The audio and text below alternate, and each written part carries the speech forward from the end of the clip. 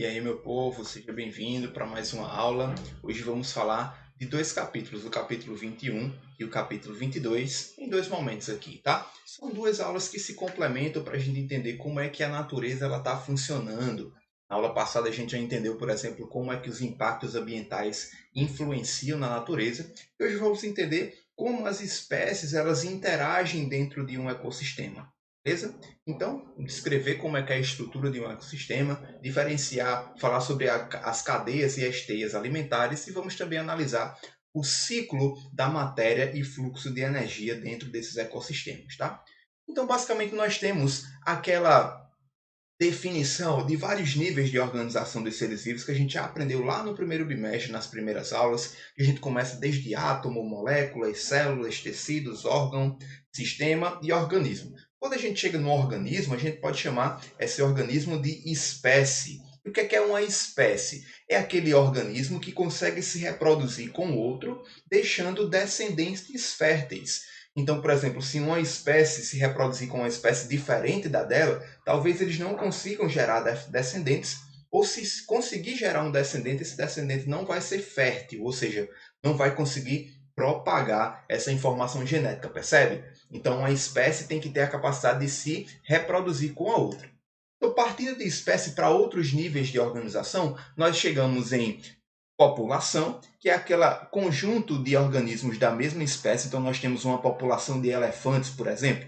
Quando falamos em comunidades, nós temos várias espécies convivendo de maneira geral em um mesmo ambiente, tá? Então, nós temos aqui comunidades de animais, por exemplo, uma população de elefantes com outra população de leões ou tigres, enfim. Então, nós vemos aí diferentes populações formando uma comunidade, certo? Quando nós juntamos os fatores bióticos com os fatores abióticos, o que é isso? O fator biótico é aquele fator que tem vida, né? As espécies vivas de maneira geral. E os fatores abióticos são os fatores não vivos, os fatores naturais, como luz do sol, temperatura, água, chuva, solo, enfim. Então, quando a gente coloca tudo isso em um mesmo ambiente, nós falamos de um ecossistema. Certo? Então, por exemplo, o ecossistema terrestre, a gente vê lá, ou o ecossistema africano, da savana africana, nós vemos o solo, que tem sua característica, o clima, que tem sua característica, as vegetações de maneira geral, tá? As montanhas e tal, os ventos, as chuvas, e diferentes populações vivendo em um mesmo ambiente, formando um grande ecossistema. Esse ecossistema ele deve ser autossuficiente, ou seja, ele tem que fornecer os subsídios necessários, os recursos necessários para que haja uma sobrevivência das espécies desse ecossistema. E quando juntamos todos os ecossistemas, nós formamos a biosfera, que é a união de todos os ecossistemas que existem na nossa Terra, ok? Então, falando agora de dois conceitos que a gente não falou propriamente dito, que é o conceito de habitat e de nicho ecológico. Gente, a gente vai entender o habitat como se fosse o endereço da espécie, é onde aquela espécie é encontrada na natureza. Então, por exemplo, se eu falar para você um tubarão, qual é o habitat de um tubarão? A gente sabe que o tubarão é encontrado na água, no ambiente marinho. Então, esse é o habitat característico dessa espécie. Se eu falar para você, por exemplo, de sei lá, uma coruja, é uma ave e seu hábitat naturalmente é o ar, mas nem só no ar ela fica, ela tem uma transição entre as árvores, entre o ar e tal, entre o solo, mas é mais ou menos aquele ambiente, aquele endereço que a gente consegue encontrar uma coruja, por exemplo, sabe? Então, esse é um habitat mais amplo. A gente tem também habitats específicos, mas a gente pode associar como sendo o endereço dessa espécie. Quando a gente fala de nicho ecológico, o nicho é como se fosse uma posição funcional de uma espécie no seu hábitat. Como assim? É como se fosse a profissão dessa espécie, sabe? Por exemplo, como eu falei para vocês de um tubarão, né? Qual é a função de um tubarão dentro do seu hábitat, do ambiente marinho? Ele é um grande predador que vai controlar as populações, por exemplo, de outros organismos, tá? Quando eu falo, por exemplo, de uma ave ou de um beija-flor, por exemplo, qual é a função de um beija-flor? Qual é o nicho ecológico de um beija-flor? Ele tem uma função, por exemplo, de polinizar as flores que ele visita, percebe? Então a gente tem todas essas funções, essa funcionalidade, esse papel ecológico de uma espécie. Tá? Ele tem várias funções e cada espécie tem o seu nicho, tem o seu papel, tem a sua função em todo o ambiente, beleza? Então a gente tem que entender esses dois conceitos. Quando a gente falar, agora vamos falar dos níveis tróficos. Como assim? Gente, quando a gente falar em relação ao nível trófico, é um nível de desenvolvimento, um nível de produção de energia, de matéria, certo? E isso aí a gente tem vários níveis que podemos organizar dentro da natureza, tá bom? Então, esses níveis tróficos são as relações entre os seres vivos e essas relações eles criam um fluxo de energia entre os seres vivos. Então a gente vai ver que, por exemplo, um ser vivo se alimenta do outro e tem um fluxo de energia passando de um organismo para o outro, certo? Então vamos falar de basicamente 3 níveis tróficos, ou 4, mas vamos falar primeiro dos 3 níveis. O primeiro nível é um nível dos produtores. Os níveis do produtor, é aquele primeiro nível, são aqueles animais, são aqueles organismos que fazem, por exemplo, a produção de energia por meio da fotossíntese, tá? Então eles conseguem produzir energia química. A gente tem que falar de energia química em todos os seres vivos, que é aquela energia que é utilizada para o funcionamento do corpo, tá? Então os seres produtores são aqueles que conseguem produzir energia química por meio da energia luminosa, por exemplo, por meio da fotossíntese, ou algumas bactérias que são quimiosintetizantes, que conseguem pegar energia química, tá? Química inorgânica e converter em energia química orgânica, certo? Então esse é o primeiro nível trófico, ok? No segundo nível trófico, a gente tem os organismos, os consumidores, que são aqueles que vão consumir os produtores. Eles geralmente são heterotróficos, ou seja, não conseguem produzir o seu próprio alimento, então tem que se alimentar de outro indivíduo. E dentro dos consumidores, a gente tem vários níveis, consumidores primários, secundários, terciários. E como é que isso vai ser organizado? Por exemplo, aqui eu tenho os produtores, né? Aqueles que produzem a matéria orgânica. E existem os consumidores primários que consomem os produtores, são os herbívoros de maneira geral. Então, por exemplo, nesse exemplo aqui, com as setinhas, as setas elas vão do indivíduo que serve de alimento para o outro. Então, por exemplo, a verdura serve de alimento para o coelho. Então, o coelho é um consumidor primário, porque consome um produtor, certo? Quando a gente fala de consumidor secundário, ou consumidor de segunda ordem, é aquele que vai consumir um consumidor primário. Então, por exemplo, sei lá, uma raposa consome um coelho ou um rato. Tá? Um lagarto consome um inseto herbívoro. Esse inseto come folhas, come plantas. Então, esse inseto é um consumidor primário e o lagarto é um consumidor secundário. E assim a gente tem os outros níveis da cadeia alimentar, certo? Nós temos também os consumidores terciários, que são geralmente os carnívoros maiores, né? Os grandes carnívoros, por exemplo, uma onça, um gavião, que todos esses animais consumidores secundários podem servir de alimento para eles, ok? E a gente tem um terceiro nível trófico, né, que é chamado de decompositor. O decompositor ele é aquele que consome, ou melhor, que ele decompõe todos os níveis tróficos, tanto os produtores quanto os consumidores primários, secundários, terciários, enfim.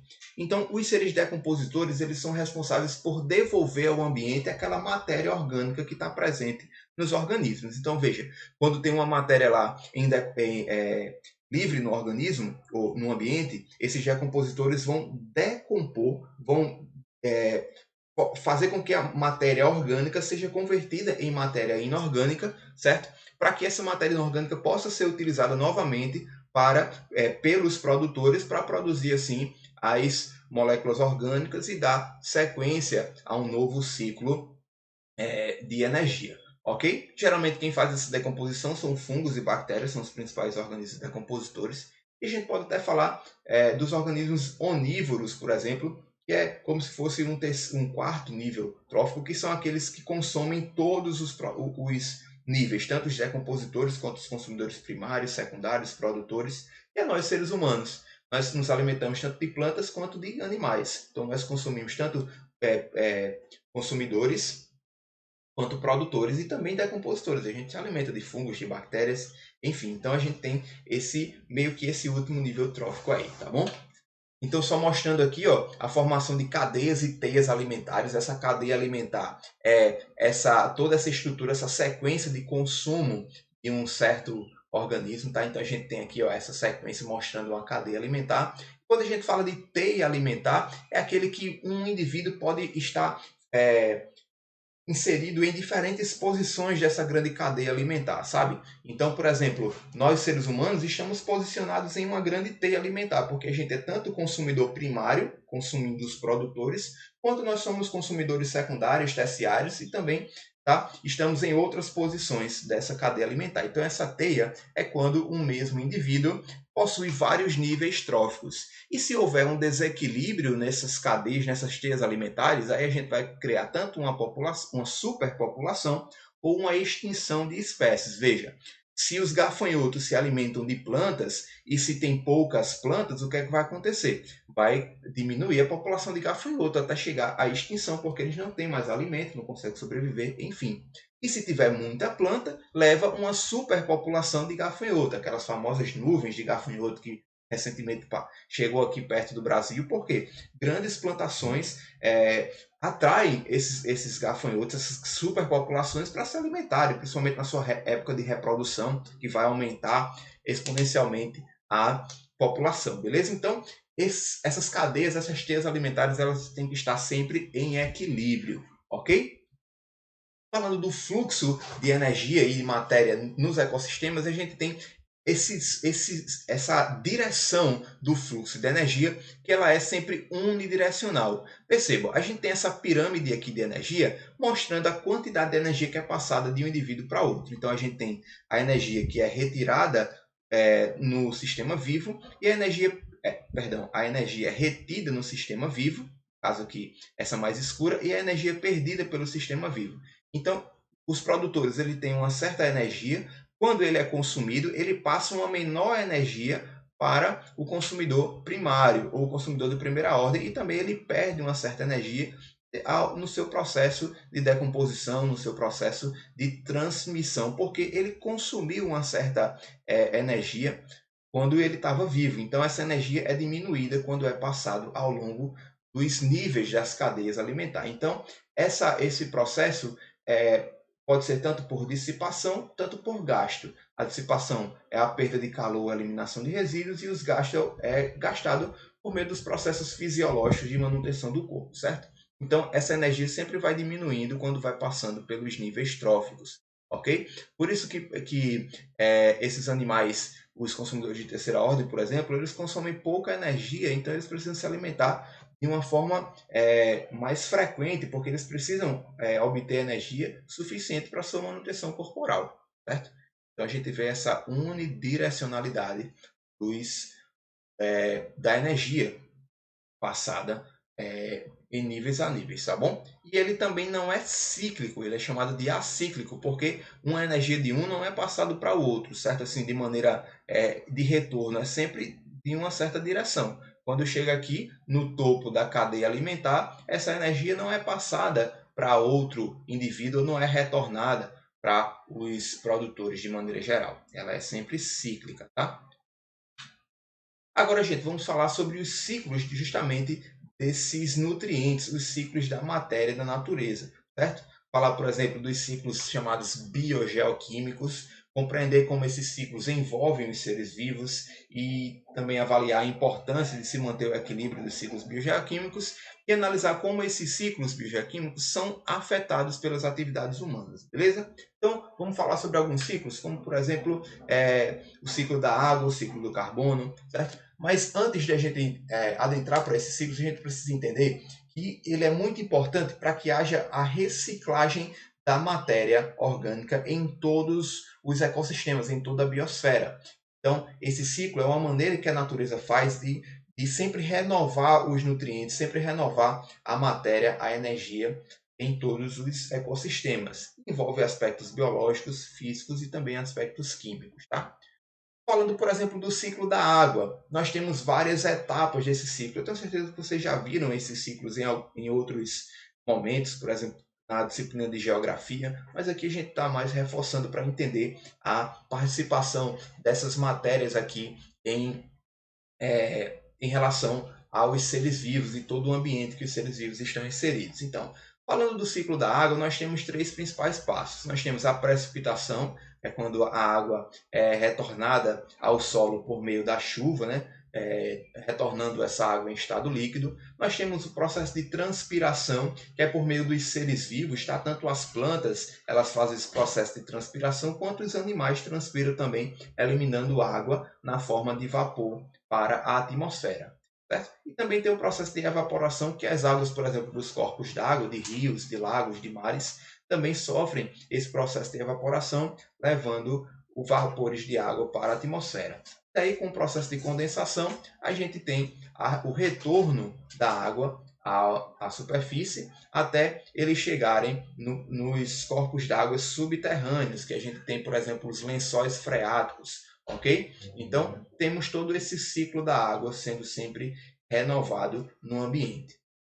Falando do ciclo do carbono, o carbono a gente sabe que é uma molécula, um átomo, melhor dizendo, que está presente nas moléculas orgânicas. Tá? Algumas moléculas inorgânicas apresentam carbono também, mas ele está mais presente nas moléculas orgânicas, na composição dos seres vivos de maneira geral.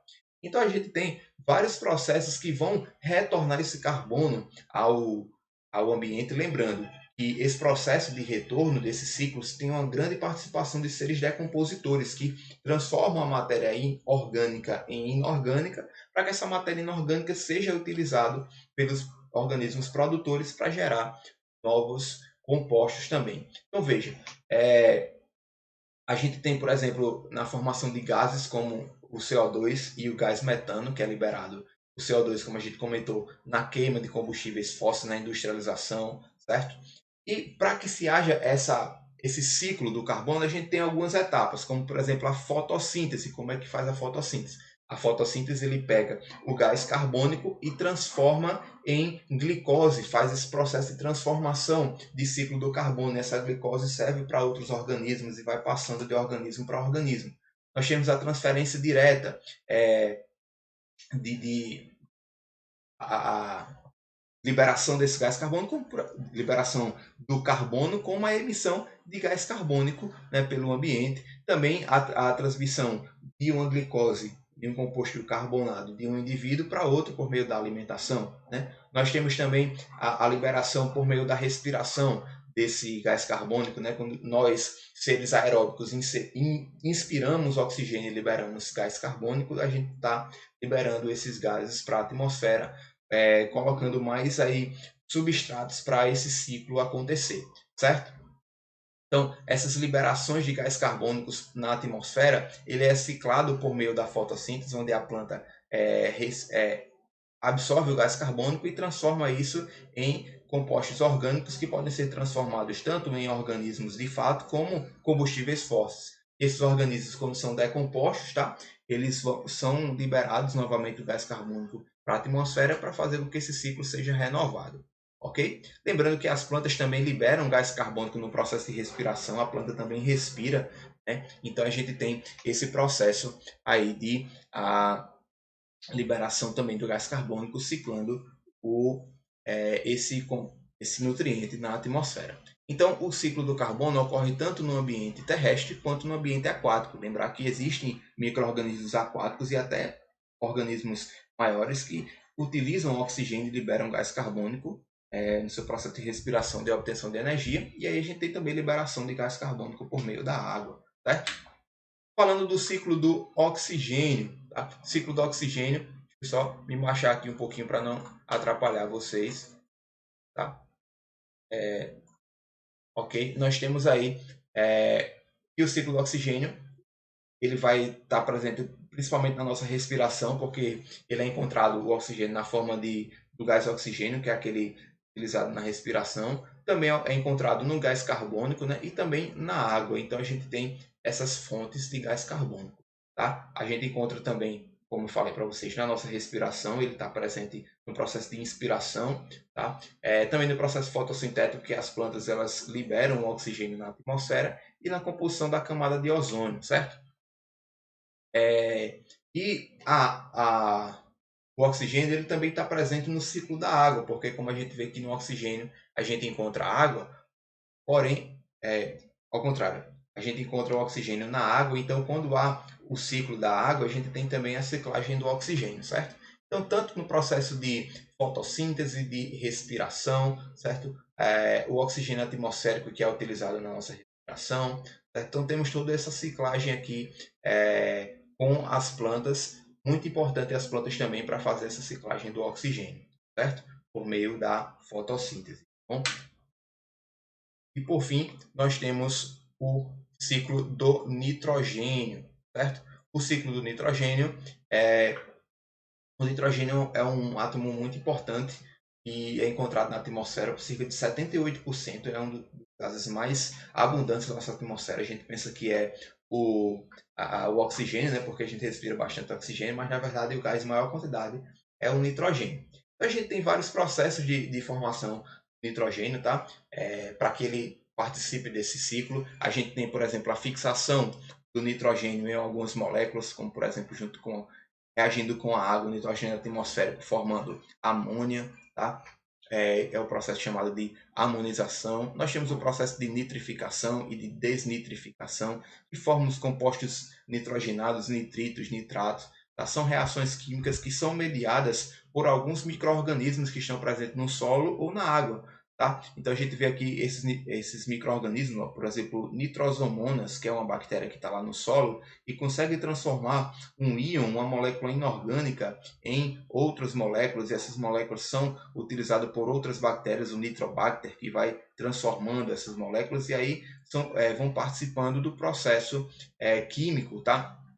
E liberando energia também utilizada em outros processos. Ok? Então a gente tem aí a nitrificação, desnitrificação, que são reações químicas que são mediadas por micro-organismos que acontecem na natureza para permitir que esse nutriente, que esse nitrogênio, esteja presente em diferentes formas, inorgânicas e orgânicas, para serem utilizadas pelos seres vivos. Lembrando que, por exemplo, as proteínas são moléculas formadas por aminoácidos, então os aminoácidos são moléculas que têm esse nitrogênio na sua composição, então é necessário que se haja nitrogênio disponível para que seja construída moléculas de aminoácidos e assim poder construir proteínas e seres vivos e tudo mais. Beleza, gente? Então, só mostrando aqui para vocês o processo do ciclo do nitrogênio, a gente tem bactérias desnitrificantes que liberam o nitrogênio para a atmosfera. Esse nitrogênio atmosférico ele pode ser precipitado, trazido também por meio da chuva, né? Então, o nitrogênio, quando chega no solo, ele é transformado, tá? Essas bactérias fixadoras de nitrogênio fazem aquela fixação, formando gases amônia e amônico. E essas bactérias, outras bactérias também vão ciclando esse nutriente, transformando essa molécula, tá? Tanto de amônia para outras moléculas como o NO2, o NO3, que são fornecidas para, por exemplo, plantas e animais que utilizam esses compostos nitrogenados. Tá? São liberados também por meio das fezes dos animais, tá? Que vão liberar também compostos ricos em amônia. As bactérias vão fazer essa transformação desses nutrientes, tá bom? Para que assim seja ciclado e sempre esteja disponível no meio ambiente. Beleza? Então, com isso, finalizamos a nossa aula. Deixo para vocês aí as atividades do capítulo 21 e 22. E também lá na plataforma adaptativa do Portal Eleva, a gente tem atividades sobre esses dois conteúdos, tá? Os conceitos de ecologia e também falando sobre cadeia e teia alimentar. Beleza, gente? Então é isso aí, nós ficamos por aqui. Vejo vocês na próxima aula. Um abraço e até a próxima.